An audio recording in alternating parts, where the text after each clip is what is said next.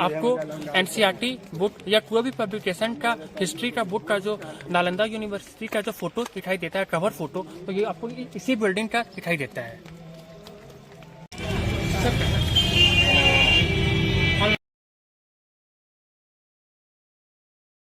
Good morning दोस्तों, Thakur blog में आप सभी का स्वागत है। आज हम लोग जा रहे हैं वर्ल्ड्स रुइंस रेसिडेंशियल यूनिवर्सिटी आप लोग को दिखाने के लिए, तो हमारे साथ लास्ट तक ब्लॉग में बने रहिएगा।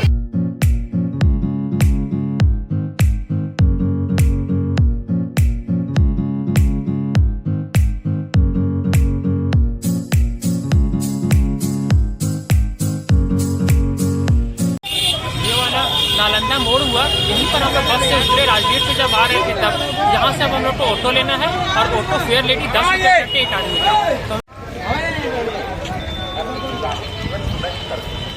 अभी हम लोग नालंदा मार्केट से गुजर रहे हैं। अब यहाँ से 500 मीटर है नालंदा यूनिवर्सिटी। आप लोग को पहुँच के दिखाते हैं।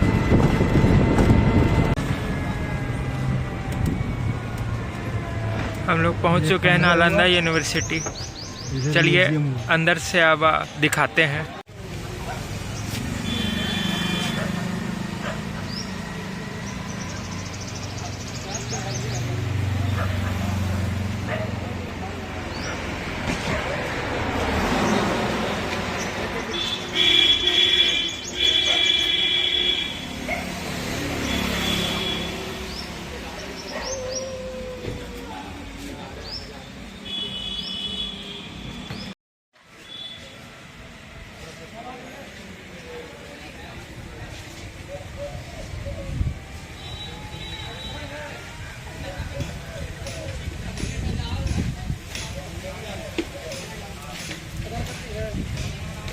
आप जैसे ही इस यूनिवर्सिटी में घुसेंगे तो फर्स्टली आपको नालंदा यूनिवर्सिटी में 40 रुपीज़ टिकट लेना होगा।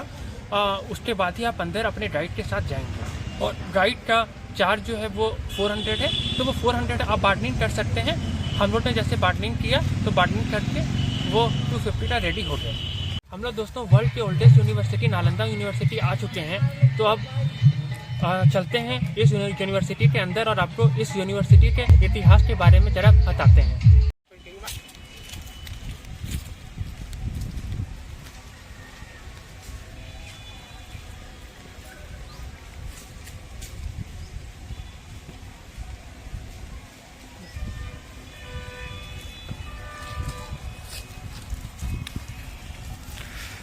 यहाँ पर देख सकते हैं हमारे देश का झंडा लहरा रहा है, इंडियन फ्लैग।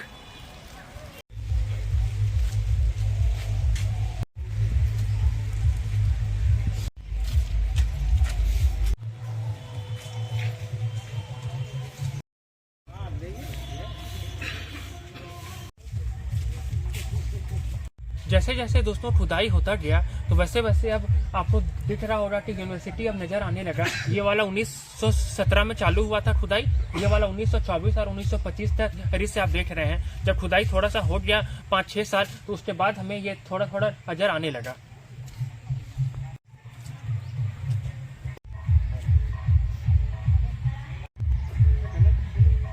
दोस्तों ये जो मेरे पीछे आप देख रहे हैं ये पिक्चर में दर्शाया गया है कि 1915 से लेकर के 1937 तक मतलब 22 साल यहाँ खुदाई किया गया। खुदाई से पहले ये जो है मिट्टी का टीला दिखता था।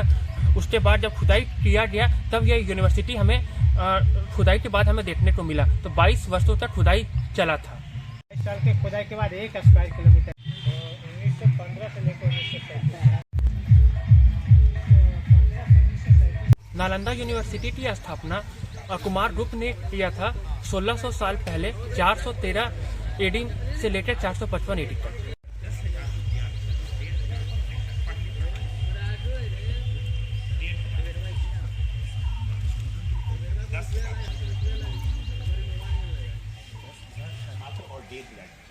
लेकिन 1200 1200 ईस्वी में तुर्किस्तान आक्रमणकारी बख्तियार खिलजी ने इसको आग लगा करके जला दिया था।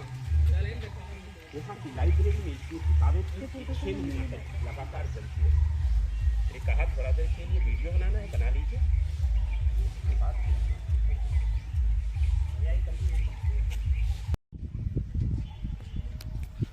पहले जैसा कि आप देख पा रहे हैं दोस्तों, ये सब वुडन का हुआ करता था। Archaeological of survey of India के द्वारा इसे 1940 में सीमेंटेड कर दिया गया है। ये दोस्तों आप दीवार देख सकते हैं, ये दीवार का आप चौड़ाई देख लीजिए और इसका मजबूती देख लीजिए। आज जो हम घर बनाते हैं उससे लाख गुना ये मजबूत है। ये ईंटें ये आप छुएंगे तब आपको महसूस होगा। और सोच लीजिए कि कितना अच्छा रहा होगा उस समय का आर्किटेक्चर ये पूरा यूनिवर्सिटी का। और जो आज के मुकाबले को मतलब जैसे हम लोग आज नहीं सोच सकते हैं उस तरीके आर्किटेक्चर उस जमाने में किया गया था। ये आर्किटेक्चर आपको एनसीईआरटी बुक या कोई भी पब्लिकेशन का हिस्ट्री का बुक का जो नालंदा यूनिवर्सिटी का जो फोटो दिखाई देता है, कवर फोटो, तो ये आपको इसी बिल्डिंग का दिखाई देता है। यूनिवर्सिटी कैंपस के बीच में ही आपको दिख जाएगा, बीच बीच में आपको कि डिजाइन यहाँ पर बनाया हुआ दिखाया गया है समझने के लिए लोगों को कि पहले किस टाइप का आर्किटेक्ट था पूरा यूनिवर्सिटी का। तो यहाँ पर आप देख सकते हैं इस फिगर में वो दर्शाया गया है।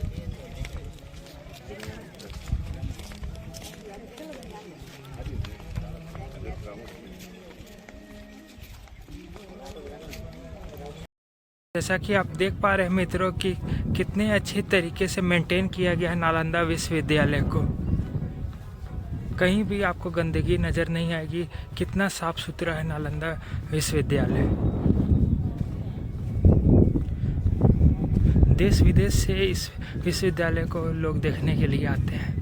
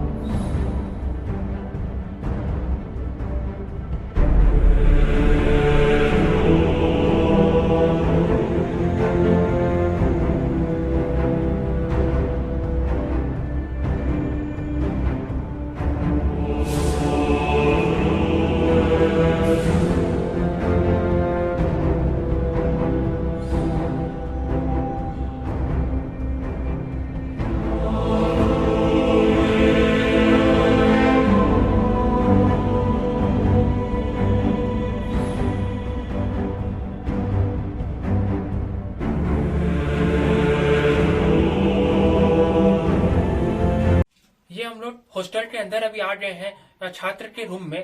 ये 10 बाय 10 का रूम हुआ करता था उस समय छात्र के लिए रहने के लिए। और यहाँ पर जो सेल्फ जो देख पा रहे हैं, यहाँ पर छात्र अपना लैंप रखते थे जिससे वो पढ़ते थे और भी अन्य जरूरी काम जिससे वो करते थे। अभी जो हम लोग पहुंचे हैं हॉस्टल के अंदर जा रहे हैं। यहाँ दीवार जोड़ने के लिए जो मसाला का उपयोग होता था, चूना, सुर्की, बालू, गन्ना जूस, बेल जूस, उड़द दाल, ऐसे हर्बल पेस्ट में दीवारें तैयार होती थी। दीवार की मोटाई ना यहाँ 6 फीट है, जो कमरे को न गर्मी में गर्म होने देता था न ठंड में ठंडा। कमरा न हर मौसम में एयर कंडीशन का काम करता था। ये जो यहाँ पर सेल्फ दिखाया गया ना, ये कोई भी सामान रखने का होता था। ये सेल्फ जो देख रहे हैं ये सामान रखने का उस समय रहता था जगह। यहाँ पर पहले वुडन का दरवाजा हुआ करता था। तो यहाँ पर आपको काला काला जो निशान दिखाई दे रहा होगा, तो इससे संकेत पता चलता है कि बख्तियार खिलजी ने जलाया था पूरे इस यूनिवर्सिटी को। तो यही काला काला जो आपको चिन्ह यहाँ दिखाई दे रहा था, इस संकेत उससे प्राप्त होते हैं। जब बख्तियार खिलजी ने जब जलाया था इस यूनिवर्सिटी को, तो कहा जाता है कि 6 महीना तक लाइब्रेरी जलता रहा था। तो सोच लीजिए कितने किताबें होंगी लाइब्रेरी में। और ये जो बात है, ये बख्तियार खिलजी जब यूनिवर्सिटी चलाए थे तो ये 1200 AD की बात है। ये जो दोनों आप सेल्फ देख पा रहे हैं, ये सेल्फ में गौतम बुद्ध जी का मूर्ति रखा हुआ होता था यूनिवर्सिटी में। और अभी ये मूर्ति जो है ये म्यूजियम में है। जब छात्र जब अपना दिन का शुरुआत करते थे तो यहीं से प्रे करते थे अपना दिन का शुरुआत।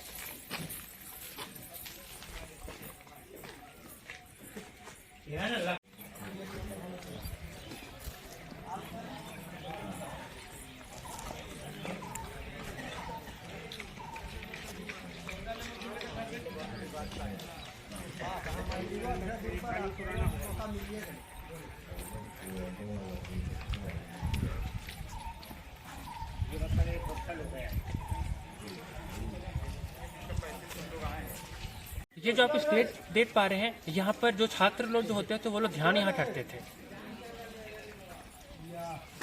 चलेंगे इधर से।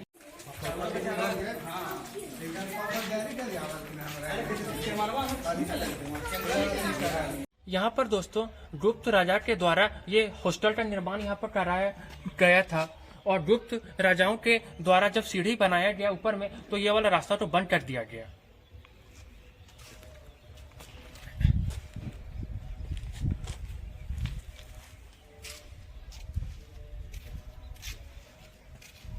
इस यूनिवर्सिटी में जो टेस्ट कंडक्ट कराया जाता था वो गेट कीपर के द्वारा ही कराया जाता था, जिसमें 90% छात्र जो है वो पास नहीं कर पाते थे, उन्हें गेट से ही वापस होना पड़ जाता था, और 10% जो मेधावी छात्र होते थे उन्हीं का एडमिशन हो पाता था इस यूनिवर्सिटी में। नालंदा यूनिवर्सिटी में 2000 प्रोफेसर थे उस टाइम पे, और 10,000 विद्यार्थी थे, और उस समय गुरुकुल सिस्टम पद्धति से पढ़ाई होती थी, मतलब जमीन पर बैठ के विद्यार्थी पढ़ते थे। पत्थर का तैयार होता था, जिसके ऊपर छत होता था। यहाँ बीच में गुरुजी के सारे हॉस्टल ये सब सारे हॉस्टल के एक एक रूम है 10 बाई 10, जिनका साइज हुआ करता था अभी, जैसा कि हम लोगों ने बताया आपको।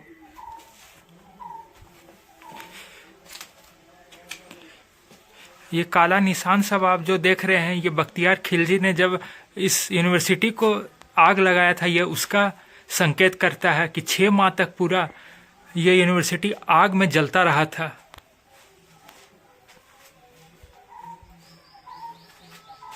अब हम लोग छात्र के क्लासरूम में आ गए हैं, तो अब जानते हैं थोड़ा सा क्लासरूम के बारे में। ये सर ये जो है ना, ये स्टेज जो है टीचिंग स्टेज है। इस स्टेज के बीच में गुरुजी बैठते थे। गुरुजी के चारों तरफ छात्र बैठ करके लिखने पढ़ने के काम करते थे।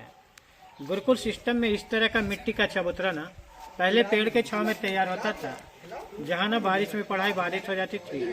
बाद के राजाओं ने जब पिलर के ऊपर छत तैयार की है, यहाँ बारिश में भी पढ़ाई सुचारू रूप से चलती थी। ये जो पत्थर के छोटे छोटे टुकड़े दिखाई दे रहे हैं, ये पिलर पॉइंट है, इनके ऊपर छतें होती थी। ये वाला पिलर पॉइंट है, तो इससे काम क्या होता है? इसका काम क्या था पिलर देने का? यहाँ पिलर के ऊपर छत होता था। पिलर के ऊपर छत हुआ, और इतना भाई ये जो है क्लासरूम हुआ करता था। अभी पिलर सीमेंट के बनते हैं ना, उस समय पिलर पत्थरों के बनते थे, जिनके ऊपर छतें होती थी। इस स्टेज के बीच में गुरुजी के चारों तरफ स्टेज के ऊपर छात्र बैठ करके लिखने पढ़ने के काम करते थे। गुरुकुल सिस्टम में इस तरह का मिट्टी का चबूतरा पहले पेड़ के छांव में तैयार होता था, जहाँ न बारिश में पढ़ाई बाधित होती थी। बाद के राजाओं ने जब पिलर के ऊपर छत तैयार कर दी है, यहाँ बारिश में भी पढ़ाई सुचारू रूप से चलती थी। यह स्टेज जो है ना क्लासरूम होता था। हॉस्टल के आपको साइड में कुआं दिख जाएगा। इस कुआं का प्रयोग छात्र जो है पानी पीने का काम में करते थे, और इसी कुआं से पानी ले जाके वो अपना स्नान ध्यान करते थे। यही वो कुआं है मित्रों, जैसा कि बताया हम लोगों ने।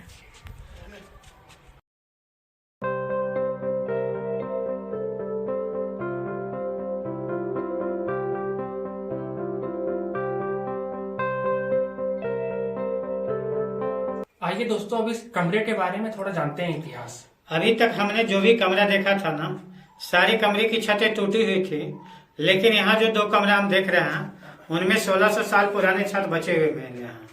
खुदाई के समय इन दोनों कमरे से जले हुए चावल मिले हैं, जो अभी म्यूजियम के अंदर रखे गए हैं, जिनसे ये पता चलता है कि ये दोनों कमरा अनाज गोदाम के रूप में उपयोग होते थे। ये वाला पत्थर क्यों चमक रहा है, इसके बारे में थोड़ा बताएं हमें। ये कमरा जो था, सामने कमरा बुद्ध मंदिर होता था। यहाँ जो बेदी देख रहे हैं ना, इसके ऊपर बुद्ध मूर्ति होती थी। ये पत्थर जो है ना, माइका पत्थर है। इस पत्थर पर जब चांद की रोशनी पड़ती थी, सूरज की रोशनी पड़ती थी, ये रिफ्लेक्ट होकर के बुद्ध के चेहरे को रोशनी देता था। जिस समय अमेरिका के, यूरोप के लोग जंगलों में रहते थे, शिकारी जीवन जीते थे, नालंदा विश्वविद्यालय के लोगों को प्रकाश परावर्तन क्रिया मालूम होती थी। जरा सोचिए, जिस समय चांद की रोशनी इस पर पड़ती थी, ये पूरे हॉल को ग्लो करता था होगा। क्या मनोरंजन दृश्य रहा होगा ये बुद्ध मंदिर के आगे।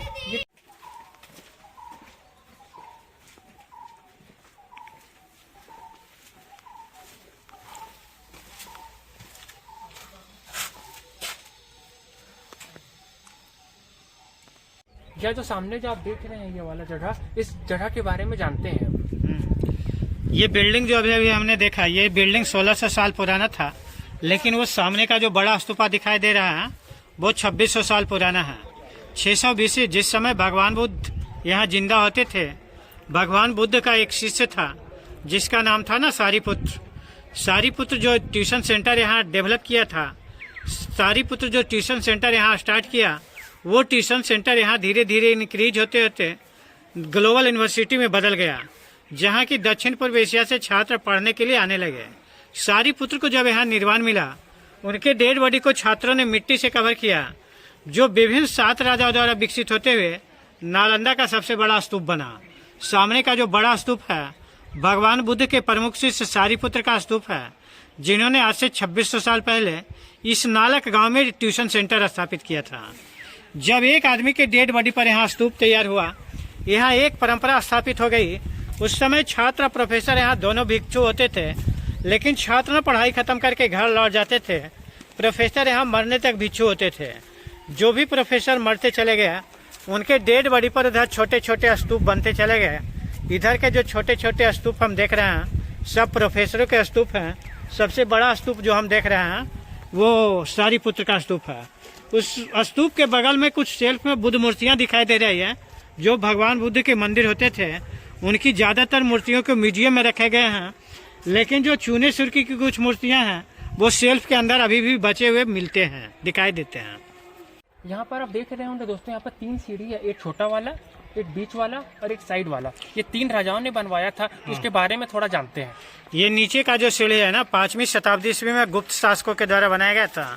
बीच का सीढ़ी जो है ना 7वीं शताब्दी ईस्वी में हर्षवर्धन के द्वारा बनाया गया, और सबसे ऊपर का सीढ़ी जो है ना 9वीं शताब्दी में पाल राजाओं के द्वारा बनाया गया। ये 3 विभिन्न चरण में सीढ़ियों का निर्माण हुआ। जिस समय स्तूप ये छोटे अवस्था में होते थे, उस समय यहाँ बगैर सीढ़ियों का काम चलता था। ये जो छोटे छोटे स्तूप हैं बगैर सीढ़ियों के ही बनते थे, लेकिन जब स्तूप की ऊंचाई ज़्यादा शुरू होना शुरू हो गई, लोगों ने ये सीढ़ियाँ बनाना शुरू कर दिया। आइए अब गुफा के बारे में जानते हैं। अभी जो मंदिर बनते हैं मीनार के तरह बनते हैं ना, लेकिन आज से 1600 साल पहले जो मंदिर बनते थे वो गुफा में बनते थे। ये गुफा जो है ना बुद्ध मंदिर होते थे। यहाँ बुद्ध के मंदिर के अंदर 4 पोज में बुद्ध मूर्तियों को दिखाया गया है। नीचे का पोज जो है ना भगवान बुद्ध का आशीर्वाद मुद्रा है। नीचे से ऊपर जो दूसरा लाइन है ना भगवान बुद्ध का भूमि स्पर्श मुद्रा है, और नीचे से ऊपर तीसरा लाइन जो है भगवान बुद्ध का ये ध्यान मुद्रा है, और सबसे ऊपर के लाइन में बुद्ध का शिक्षा देने वाला पोज है। कहने का मतलब भगवान बुद्ध के शैक्षणिक पोज को सबसे ऊपर के लेयर में मूर्तिकार ने रखा है, क्योंकि उस पोज का महत्व सबसे ज्यादा हुआ करता था बुद्ध धर्म के अंदर।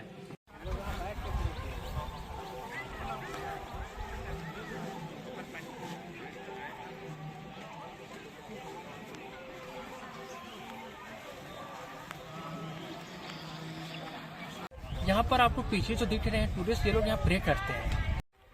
आइए अब इस हॉस्टल के बारे में जानते हैं। अभी जो हमने हॉस्टल देखा था वो क्लासरूम से जुड़ा हुआ हॉस्टल था, लेकिन ये ब्लॉक जो है ना किचन से जुड़ा हुआ हॉस्टल है। ये जो 4-4 के गड्ढे हम देख रहे हैं, ये चूल्हे होते थे। ईंधन के रूप में यहाँ दोनों साइड से लकड़ी लगता था, ऊपर पॉट रख करके खाना तैयार होता था। चूल्हे का उपयोग 4 कामों में होता था: खाना बनाने में, मेडिकल साइंस यानी काढ़ा सिरप बनाने में, प्रयोगशाला और धातु गलाने में। ये 4 कामों में चूल्हे का उपयोग होता था। इधर जो हम लोग हॉस्टल देख रहे हैं, एक छात्रों का एक कमरा होता था।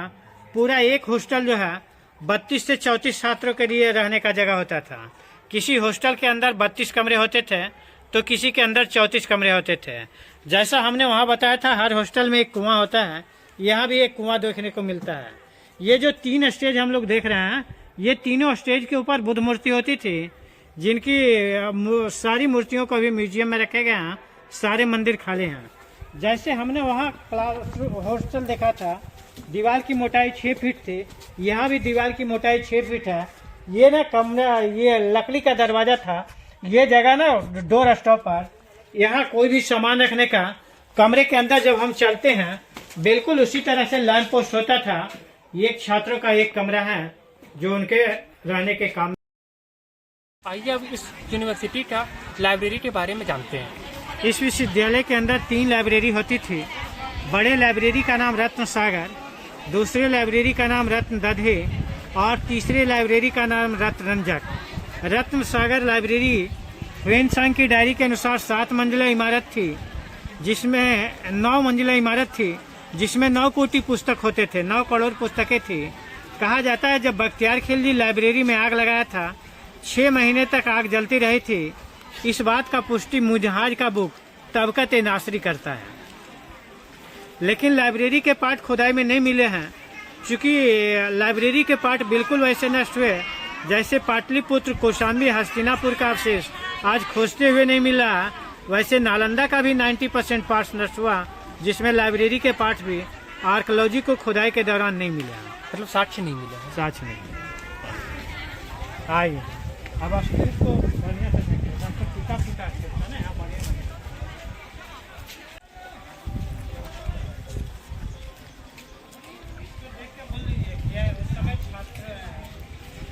आइए अब इन भिक्षुओं के बारे में जानते हैं। नालंदा विश्वविद्यालय में जो छात्रों का ड्रेस होता था ना, बिल्कुल इसी तरह का होता था। बौद्ध भिक्षु होते थे, यहाँ के छात्र प्रोफेसर दोनों बौद्ध भिक्षु होते थे। लेकिन छात्र ना पढ़ाई खत्म करके घर लौट जाते थे। अब पर प्रोफेसर का जो है मरने तक बौद्ध भिक्षु होते थे। जो भी प्रोफेसर मरते चले जाते थे उनके डेड बॉडी पर ये छोटे छोटे स्तूप बनते थे। इधर जो हम लोग छोटे छोटे स्तूप देख रहे हैं ये सभी प्रोफेसरों के स्तूप है। कुछ स्तूप मिट्टी के भी बनते थे, कुछ स्तूप ईंट के भी बनते थे, कुछ पत्थर के भी बनते थे। जो मिट्टी के स्तूप थे वो तो मिट्टी में मिले, लेकिन जो पत्थर और ईंट का स्तूप है बचा। अब हम नालंदा यूनिवर्सिटी के बारे में कुछ और जानकारी प्राप्त करते हैं। नालंदा विश्वविद्यालय जो मिला ना 2 लाइन में मिला। एक लाइन पूरा हॉस्टल, क्लासरूम, किचन का लाइन है और दूसरा मंदिर और स्तूपा का लाइन है। रोड के दाहिने तरफ जो भाग है वो क्लासरूम से जुड़ा हुआ हॉस्टल है, किचन से जुड़ा हुआ हॉस्टल है। ऐसे 11 हॉस्टल यहाँ पर मिले हैं, जबकि ह्वेनसांग की डायरी के अनुसार 108 हॉस्टल है। जैसे ही मित्रों यूनिवर्सिटी से बाहर के तरफ निकलेंगे तो बाहर के जाने के क्रम में ही आपको बड़ा सा गार्डन मिलेगा। यहाँ पर बेंच सभी लगी हुई है, आप यहाँ पर अपना टाइम भी स्पेंड कर सकते हैं। हम लोग दोस्तों अभी वर्ल्ड फेमस सिलाव पहुंच चुके हैं, जो बिहार में पड़ता है। तो जब आप नालंदा से राजगीर की ओर जाएंगे तो आपको नालंदा से 8 किलोमीटर की दूरी पे ये सिलाव जगह है, जहाँ का खाजा जो है जो वर्ल्ड क्लास फेमस है। तो अब जानते हैं अंकल से खाजा के बारे में कि कितने प्रकार का खाजा का क्वालिटी होता है और उसका रेट क्या है।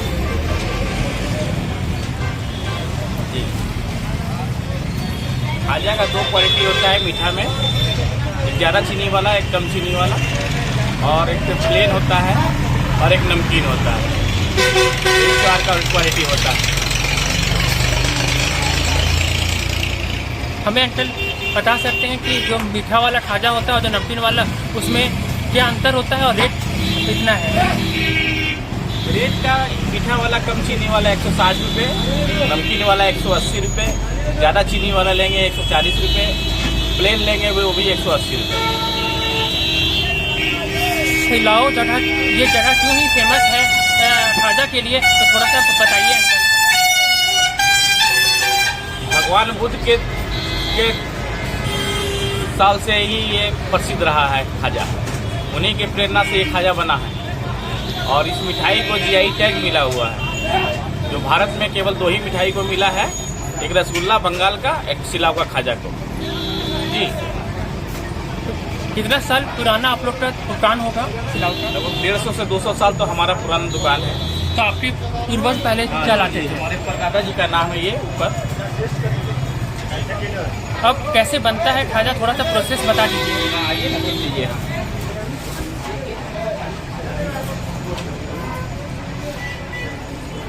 पहले मैदा को साना जाता है, सान के उसके बाद उसको लेप लगाया जाता है मैदा और चीनी का, मैदा और रिफाइन का मिक्स करके खोवा टाइप का उसको मिक्स करके लेप लगाया जाता है। उसके बाद इस ढंग से बेला जाता है, उसके बाद तब ये खाजा खास्ता तैयार होता है।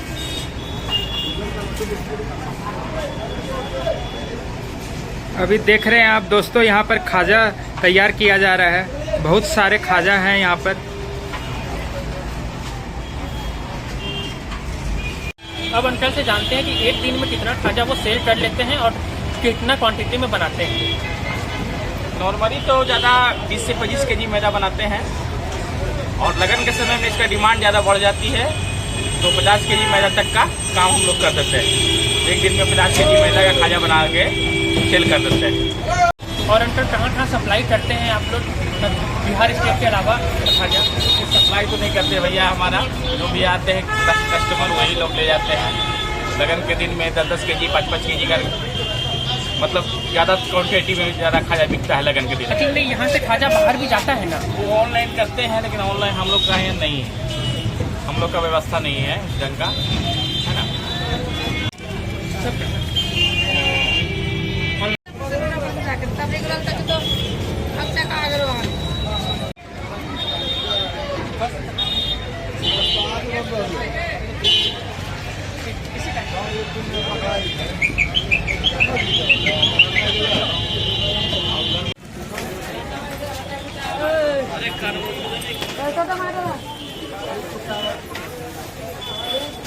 ये सिलाव का मार्केट एरिया हुआ, जैसा कि देख पा रहे हैं अभी।